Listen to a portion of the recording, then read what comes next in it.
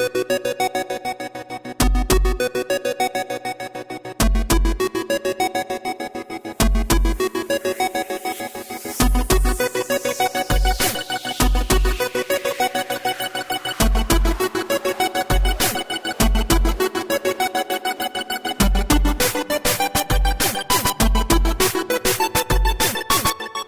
to Playwright, a podcast about creating and sharing new ways to play.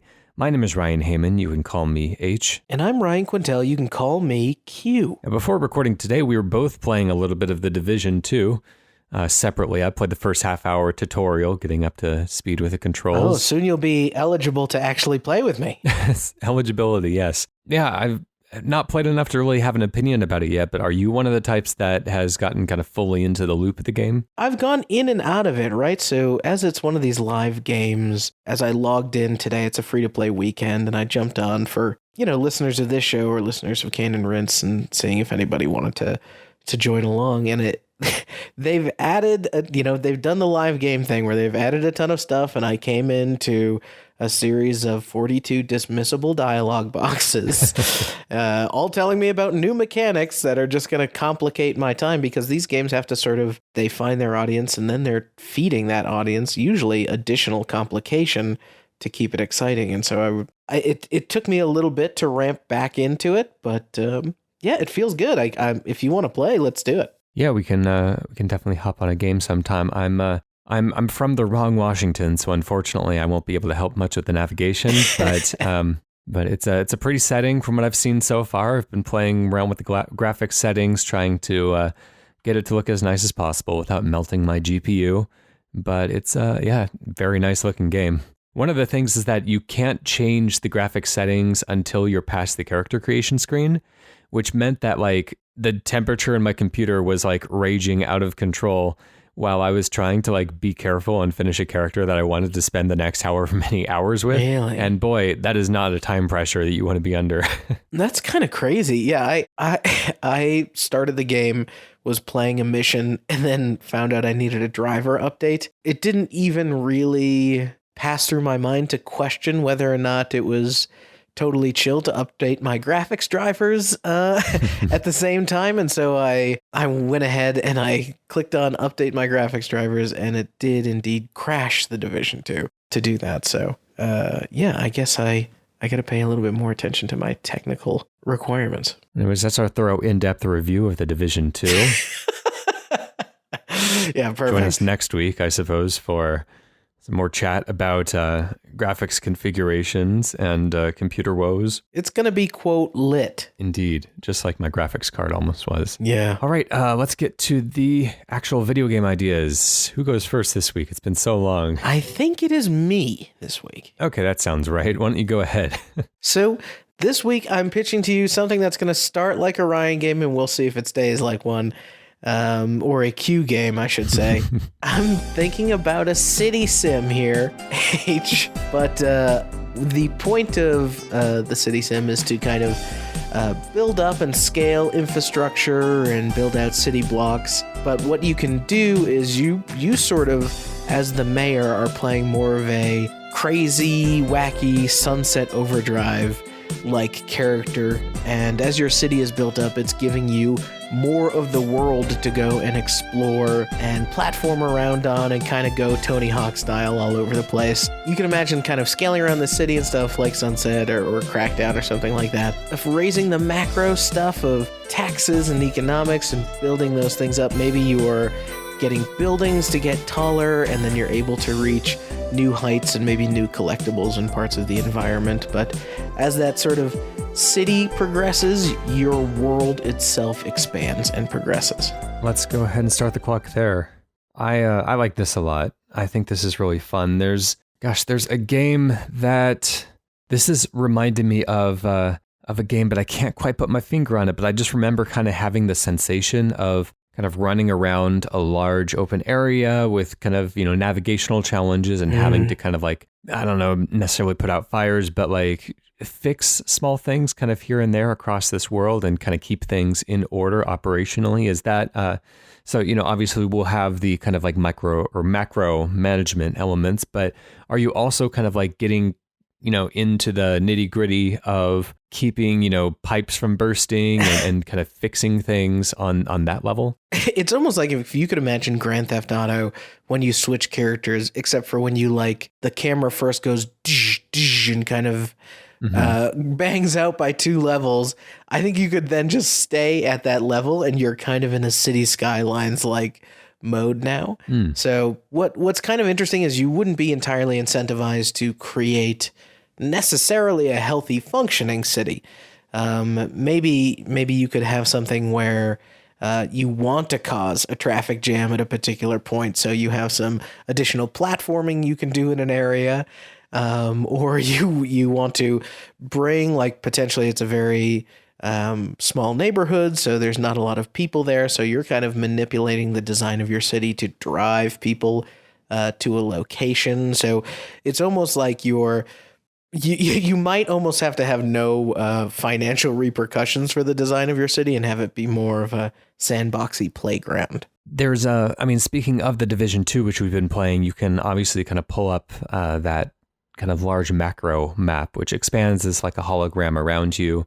That might be a good way of kind of keeping tabs on neighborhoods and parts of the city and orchestrating stuff at the macro level without necessarily leaving the boots on the ground view of your character. But I also like having to balance keeping the city working and operating on a macro level with kind of creating a parkour challenge course for yourself, and especially thinking about the Tony Hawk comparison, creating lines like in the park editors that used to be in that game, where you could, create your own grind rails and everything. And so maybe every type of building has a certain layout and a certain, number of awnings you can bounce on and rails you can grind upon. And so you're trying to put buildings next to each other that can best facilitate the flow of you moving from one place to the other quickly, but also trying to keep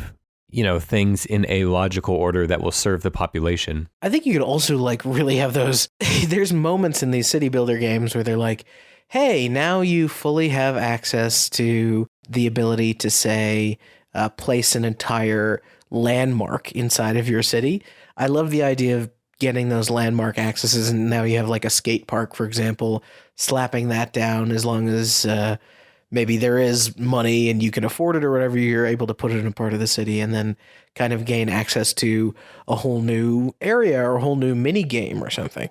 Let's think of Spider-Man as another good example of a game that has you kind of running around a city solving problems as you go. Could there be an element of kind of crime fighting? To pull on another example, I really like Brutal Legend. Its combat system is interesting because it functions like an RTS, but instead of a completely disconnected, mouse cursor that's controlling the action, you're playing as a character on the battlefield, or the most powerful character on the battlefield. And so while, you can issue commands to your troops and get things done kind of at the macro level, if, you're incentivized to lead the charge yourself and get in there and really kind of do the damage. And so maybe, your character can do all of the jobs required in the city and do them kind of especially well, but, you're not going to be able to manage everything at once. You have to hire on a workforce to take care of it for you.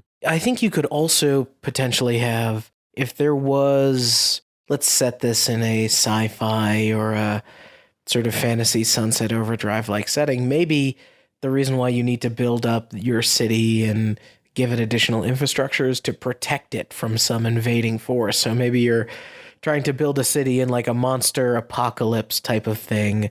And as you're driving citizens and upgrading your infrastructure, you're giving them defense to actually work with and be able to stave off these creatures. And of course you can zero into your action mayor level and fight them off yourself. Or I wonder if there's a way to utilize a big corporation coming into town as an enemy, like an old 80s movie or something like that. And so you have to prove kind of the viability of your small town's economic structure. Maybe the people in that town are kind of especially stupid or don't know what they're doing, aren't very good at their jobs. And so you have to kind of like, plug all the holes in the dam before, while you try to teach people and level them up so that they can become more self-sufficient. There you go. That's kind of interesting. So now you kind of have something where you can you're gaining like potentially the way to gain currency and the way to gain like money is not just like the macro level of raising taxes, but you can actually be on the ground doing these defensive things and actually making the money yourself. You're a very hardworking city manager in this fiction, and then you kind of get into the mode where you're able to start to have some level of control of both the micro and the macro of the whole thing. So what else? So we've talked about the kind of navigation of this world. I also like games in which you have to choose whether to invest your money into the town or into yourself to try to make yourself a better, super mayor in a way. And maybe you can gain the ability to fly. Maybe you can gain more kind of like movement options to keep yourself able to kind of move around and keep up with the demands and the tasks, especially as the city grows. But you have to balance that with also making sure that the city itself infrastructurally serves its purpose primarily. Let's build on that a little bit. I'm thinking like when you go into the mechanics of, you can control the water pipes and you can control the underlying infrastructure. What kind of like on the ground benefits would that give me potentially? So like hazard mitigation in a way. So if a sewer or say a fire hydrant is like exploded and water's going everywhere, then you're losing water from the immediate area. You're slowing down traffic on a certain street. It's basically, the city isn't making money as fast as it could. Maybe people are declining in their satisfaction, moving away from the city. And so you have to get in there and fix it, or you can have, a team of plumbers in that area that cover a certain area and they can kind of slowly get around to patching all these things up. So you're patching holes in everything, trying to keep things from going wrong. And then maybe kind of as things are operating efficiently, you're kind of gaining an appropriate amount of money based on whatever kind of industry or housing or whatever is in that area over a certain amount of time. It's kind of a constantly rising thing. And I like the idea of potentially being able to use parts of infrastructure, or let's say like the concept of beautification, having an area look more desirable and get people to move in there could have potentially defensive benefits for either you, or like when you're in a certain zone, you could buff your character in a way, and you have to make trade-offs as to like, are you going to drive up desirability or are you going to benefit yourself in different areas of the game? So potentially there's like that balance of like, am I trying to make the citizens happy or am I trying to give benefits to myself? Anyways, we're out of time there. That flew by really quickly. That was a fun one. What are we going to call this? I don't really have a name. I'm trying to think of like big picture, little picture sort of. I wonder if, let's see. I don't know if it fits the theme, but I was thinking of may or may not. Oh, okay. Well, I like this. The name of the mayor is Maynott. Is that what you're suggesting? With like two T's or something. This is may or may not. It works. Pretty funny name for a character, anyways. May or may not. All right. Well, we can roll with that, and that's one that still has a lot of kind of fertile ground to it, I would say. So I'm curious if anyone were to write in with additions to that. We'd be happy to read those on the show sometime. No reason we can't go back and revisit an old idea if somebody specifically requests it. Yeah. All right. Let's go over to my idea today. I think it was last time that I pitched a card game, and I'm kind of in the mood for that again. So I'm thinking a card game, and this is like a digital card game. I'm thinking like Slay the Spire, yeah. Very different games there. These types of, Steam World Quest, these types of games where it's kind of a standard RPG battle system, but you have a deck of cards. And I'm curious if we can kind of add those elements to a rhythm game. And so I don't know if it's slapping kind of a beat that you have to stay on to kind of increase or decrease the amount of time you have to think about each move, or whether we really kind of like strip back all of the RPG elements and just kind of play a, abstract rhythm game in normal DJ Max or Rock Band fashion with card-based elements and that level of like shuffleable randomization. But I'm just interested in combining these two genres and seeing what we come up with. So I'm going to start the clock. What do you think about the angle of potentially introducing the concept of a sequencer? When I think of rhythm, and I'm thinking about like electronic music making, the sequencer immediately comes to mind. And when I see a sequencer in my mind, I'm also seeing like a grid of places to put cards. One of my favorite games that is available on current gen platforms, but I just haven't heard anyone talking about for years now, is Sound Shapes, which is a platformer. Did you ever play that one? I never played Sound Shapes. Sound Shapes, definitely worth looking into. It's a 2D platformer. It's on PlayStation 4, PS3, and Vita.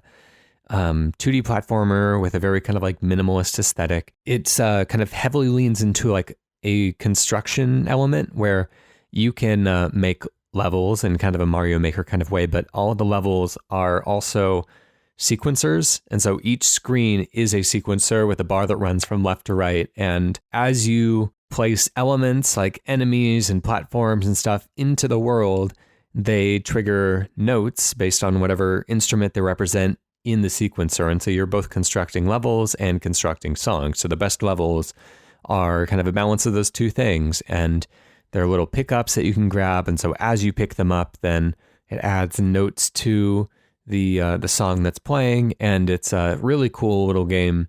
Definitely worth looking into for people who might have missed it when it was, it's probably, 10 years old at this point, I would say. Yeah. But so I think there's room for that kind of thing. Also in Magic the Gathering, those types of games, those types of card games, I know there's also different positions where cards could be played, and you can play the same card in different types of positions and they'll have different effects. So maybe there's an element of that as well, where, you can play a card on different, I guess the different points in a sequencer are like time and the pitch of the note that you're playing. And so, I'll have to think about that a little bit, but I think there are ways that we can work this out. You could also potentially do something where like cards are different types of attacks, and if you have like a turn-based RPG going on or something, then in the spirit of Slay the Spire, I actually ended up playing Slay the Spire since we've last been together, so I have a little bit more context on this now. I like the idea of being able to lay down on the sequencer cards in certain positions, and those positions essentially are deriving attack and defense moments. So now you, before you go in for your next attack, you're trying to optimize the right balance of attack and defense based on your placement, and then you could start to play with, like, am I going to try and take out the boss in this next, like, set of 8 beats, or am I going to try and like throw a bunch of defense things where maybe you're getting some indications as to what's going to happen to you? Yeah. And do you think that in this type of card game, putting all of this on a like timer, so to speak, where you have to react to the beat, kind of like a Crypt of the Necrodancer, would negatively impact the experience? Yeah, I think that would be cool, especially if, like, in an RPG, if you did a turn-based RPG, this sort of natural cadence of maybe you get, a very large battle, you have, like, bars of 12 or 24 beats, and so you're listening to, obviously it's going to depend on the BPM of the song, but why don't we say 12 across the board, and then depending on the type of enemy you're facing, the BPM moves up and down, and therefore the amount of time you have to choose which cards are going to go where are a little bit more. There's some more pressing desires depending on where you sit in the certainty level. This also makes me think of Luminous. Did you ever play that one? Oh yeah, love Luminous. Yeah. Where that one, as a kind of like Tetris-y block puzzle game, is also a sequencer of sorts with a line that moves from left to right. Once the line passes over the blocks that you've dropped, if the colors match with a certain kind of minimum number of other blocks surrounding it, then they will clear those blocks. And so you could create combos that would be much longer than you could if they automatically cleared, like in a Dr. Mario or something like that, because it was all dependent upon that cursor passing over that area. They wouldn't be deleted until that happened. And so maybe towards the end of each turn, there are kind of like different attack phases, and the cursor passes over each of those phases.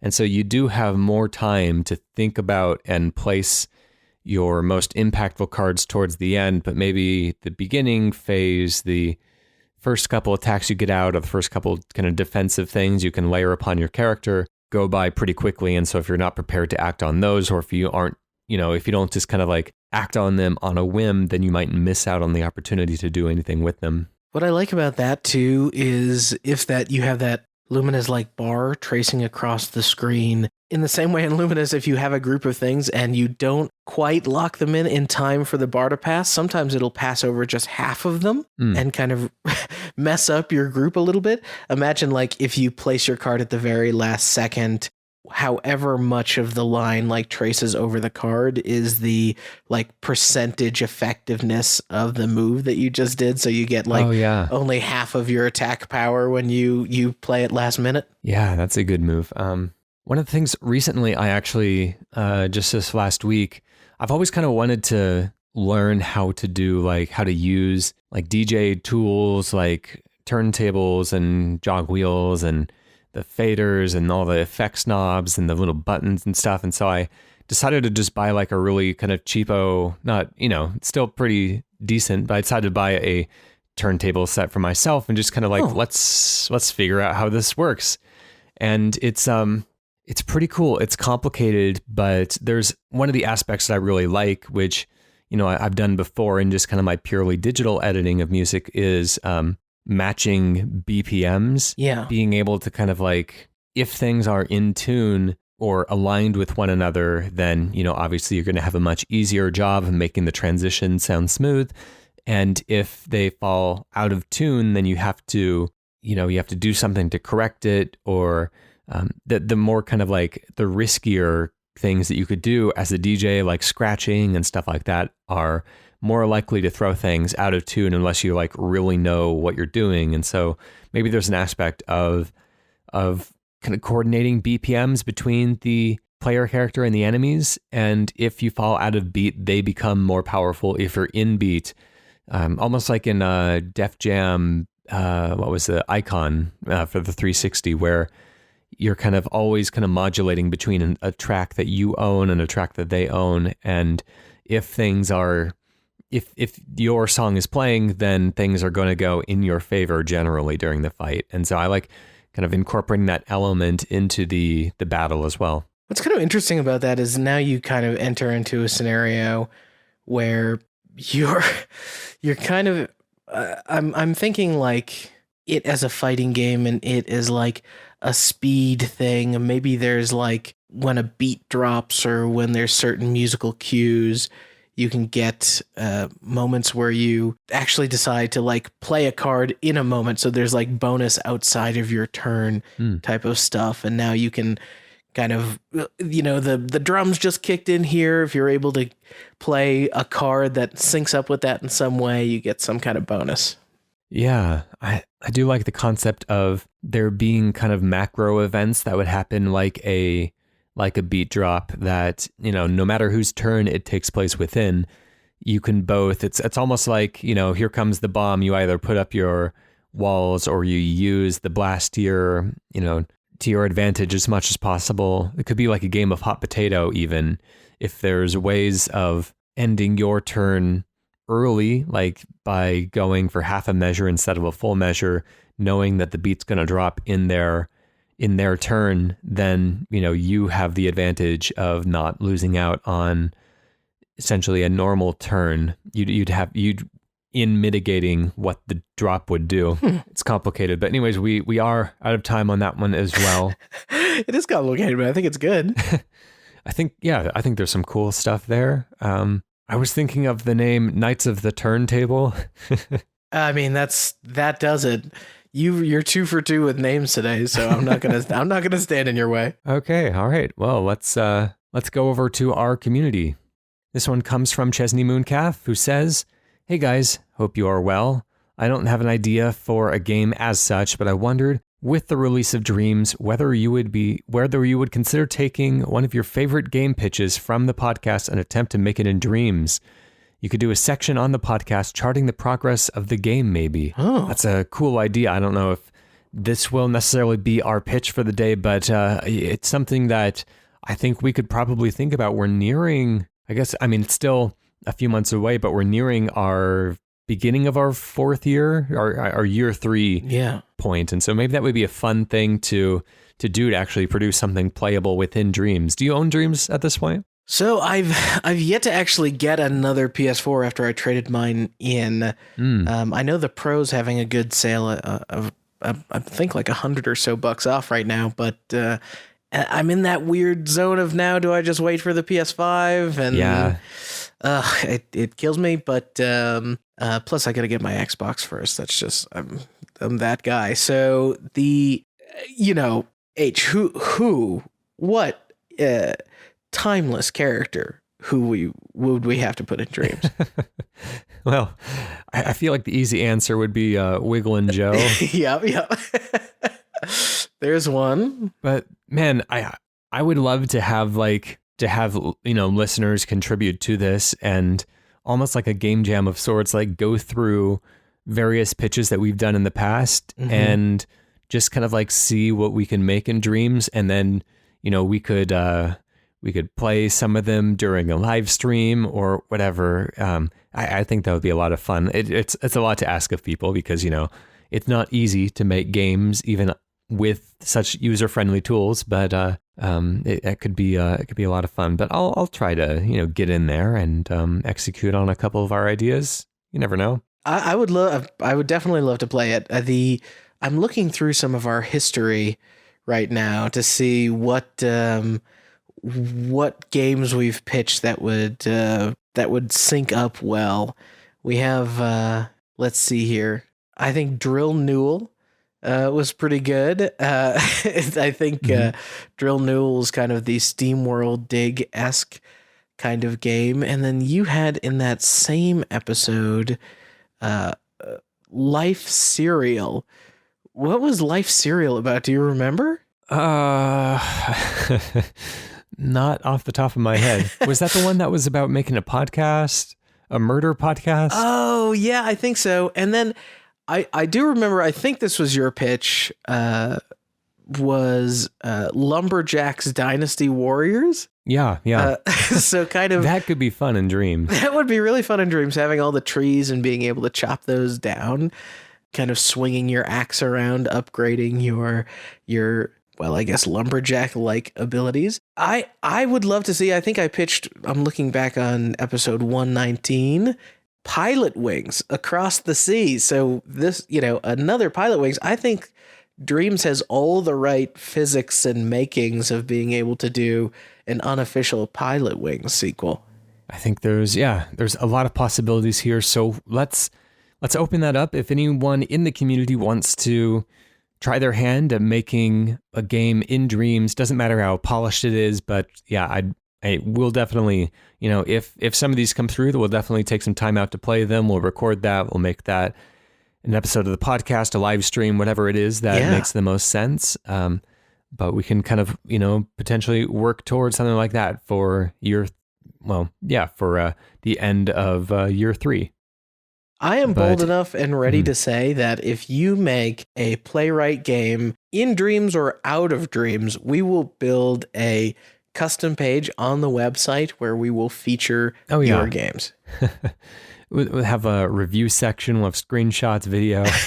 Yeah, you know what? It's funny that you say the review section because when I was working at IGN, one of the things I pitched that they felt was legally questionable was I actually hand redid all of the old GamePro ratings faces. Mm-hmm. And so I think we could use the GamePro ratings faces in our reviews of people's Playwright games. All right. Well, let's put that out there and see what happens. That could be a lot of fun. But anyways, let's get an actual pitch today. This one comes from Ashton Hermann, who says, "Hey guys, I got really excited about where you took my last pitch about a Spies versus Mercenaries games a la Splinter Cell titled The Spy Who Fragged Me, and I haven't been able to stop thinking about it.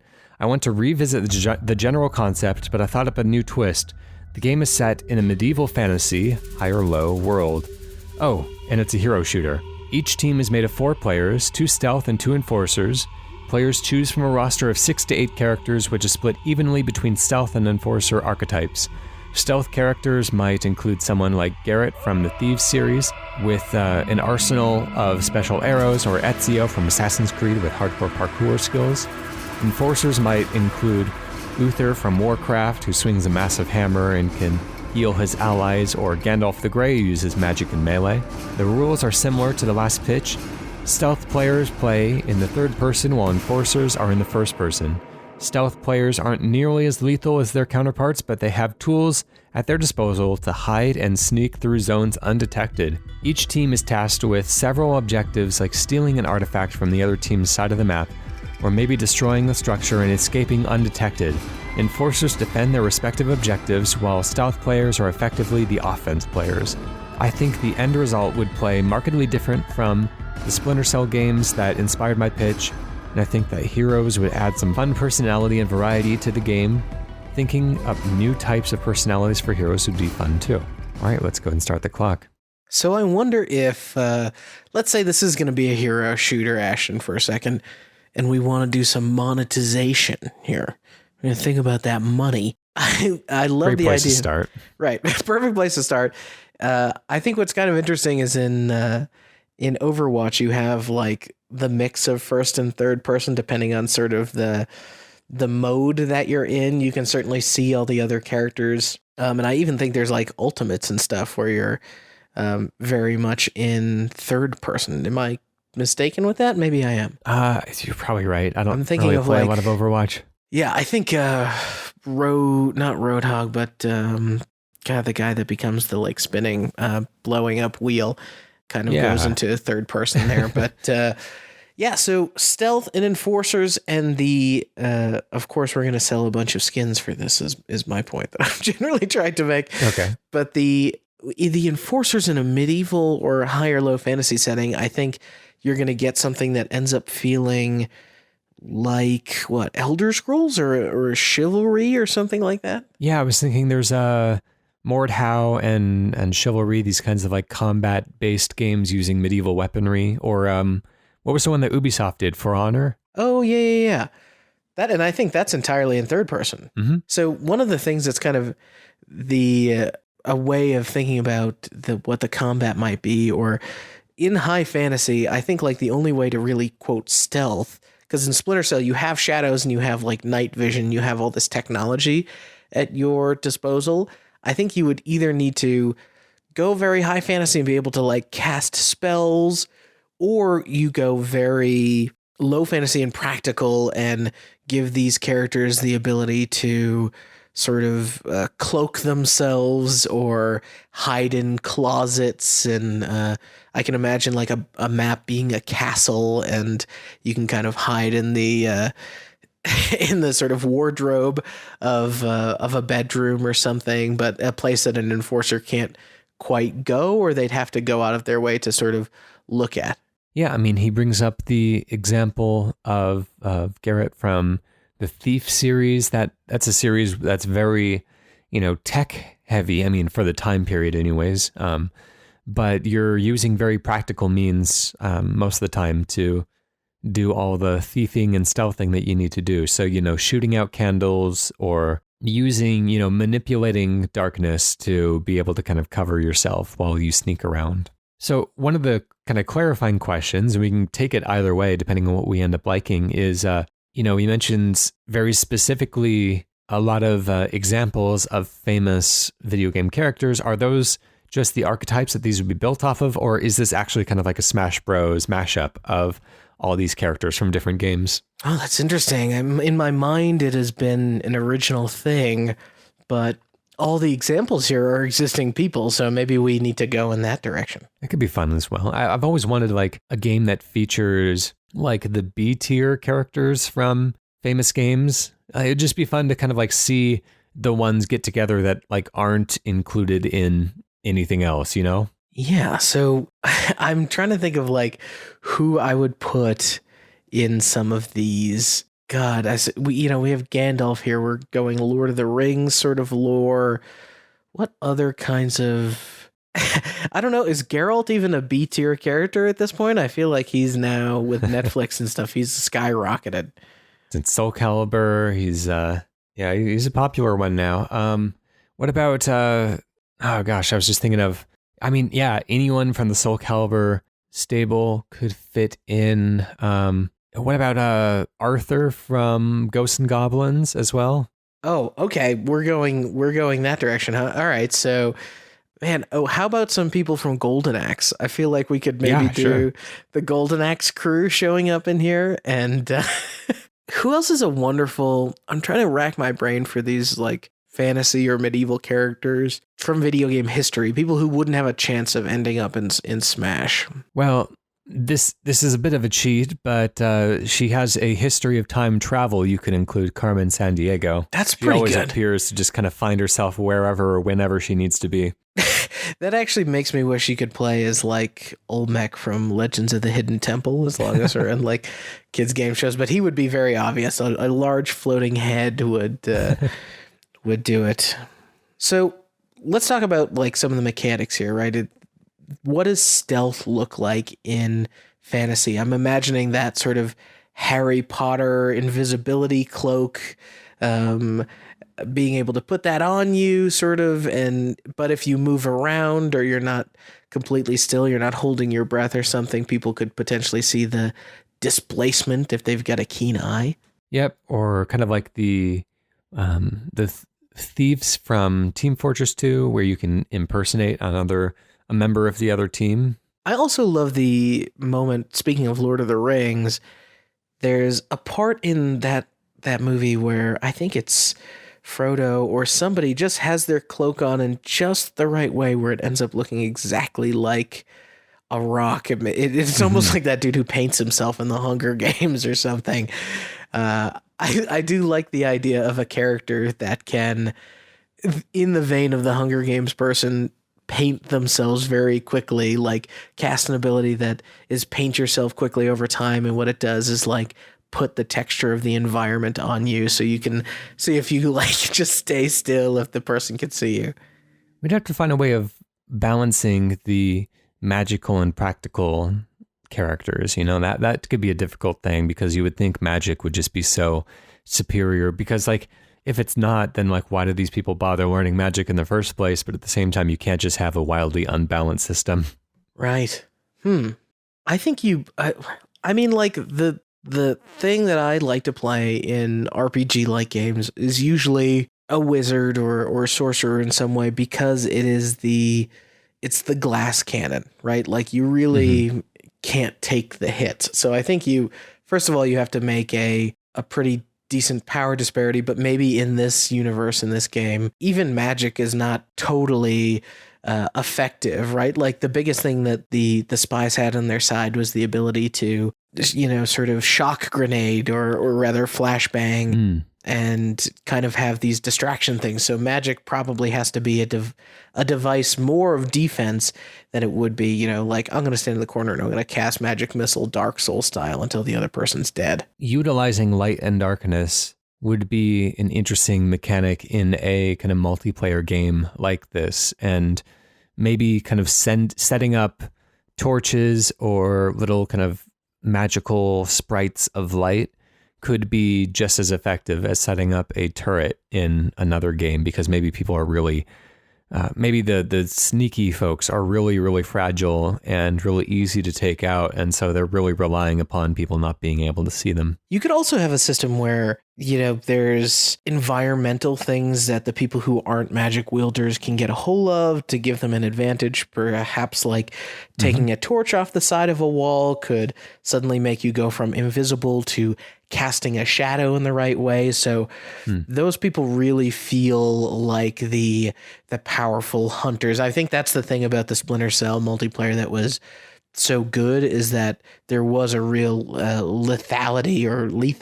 I'm not sure if that word is even a real word, but there was a lethalness to the one side, and the other side would really fall apart unless it was heavily coordinated. Whereas like you could survive as a lone attacker in this scenario, hunting down the spies. So I think like just putting like Conan the Barbarian as the hunter in this scenario could probably still take out like 3, we'll call them Harry Potters in this case. All right, let's call that one there and come up with a name for it. I'm going to suggest a line straight from Mr. Herman's email here and say that I like the sound of respective objectives. Respective objectives. That's a nice has a nice ring to it. Is there any way we can kind of give it like a medieval theme subtitle just to kind of put it within that world? Well, this I'm almost as I don't know if I'm seriously suggesting this. Thine respective objectives. Okay, that's funny. I'll say that that counts. All right, thine respective objectives. Thank you very much, Ashton Hermann, for sending that one in once again. And if you would like to contribute something to a future episode of Playwright, you can do so by emailing us at playwrightcast@gmail.com. You can go to our website, playwrightcast.com/pitch, or you can tweet us at playwrightcast. Special thank you to PROTODOME for the use of our theme song, Hello World, off the album Blue Noise. When you're not listening to Playwright, and I know that you are always listening to Playwright, but when you're not, go check out the other great shows on the Cane and Rinse network, like Cane and Rinse, Sound of Play, and The Sausage Factory. They just did God of War. It's very good. You should go give it a listen. All right. And to take us out of the show today, what is going to be our miniature pitch? So I think you've got me going in this turn-based RPG, and what if we did the champions from Breath of the Wild, Zelda, and Link all team up in a turn-based RPG called The Legend of Zelda RPG.